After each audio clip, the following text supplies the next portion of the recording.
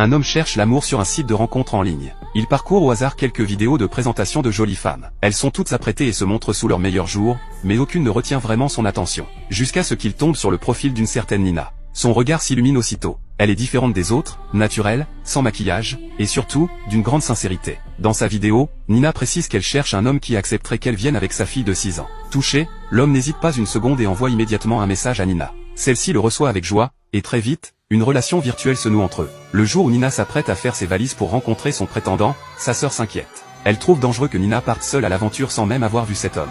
Mais Nina est déjà aveuglée par l'amour.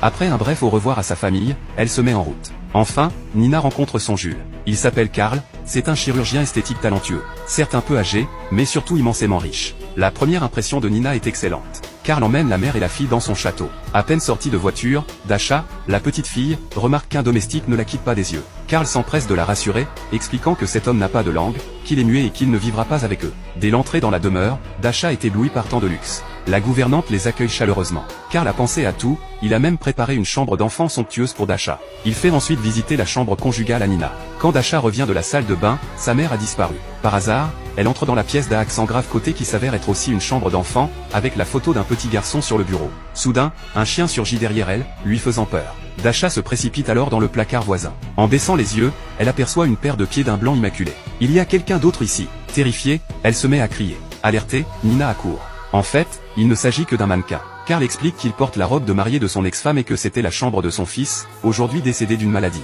Le soir venu, Dasha répète qu'il y a un fantôme, mais sa mère lui assure que ce n'est qu'un mannequin. Pourtant, Dasha insiste, disant avoir vu le mannequin respirer. Nina n'y croit pas. Le lendemain a lieu la cérémonie de mariage. Les invités sont tous des collègues de Karl.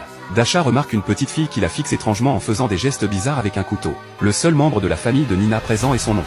Il est venu pour veiller à la sécurité de sa nièce et promet de leur rendre visite régulièrement. Après la fête, Nina fait ses adieux à son oncle. Ce qu'ils ignorent, c'est que Karl les observe depuis l'étage. Sur le chemin du retour, un 4x4 coupe la route de l'oncle Yuri et le force à s'arrêter. L'homme qui en sort n'est autre que le domestique muet de Karl. Sans un mot, il asperge Yuri d'essence avant de l'immoler vif. Ce jour-là, Karl propose à Nina une balade à cheval. Il va discrètement préparer les équipements de sécurité, mais en profite pour saboter ceux de Nina. En raison des restrictions de droits d'auteur, ce film d'horreur s'arrête ici. Il s'intitule The Russian Bride.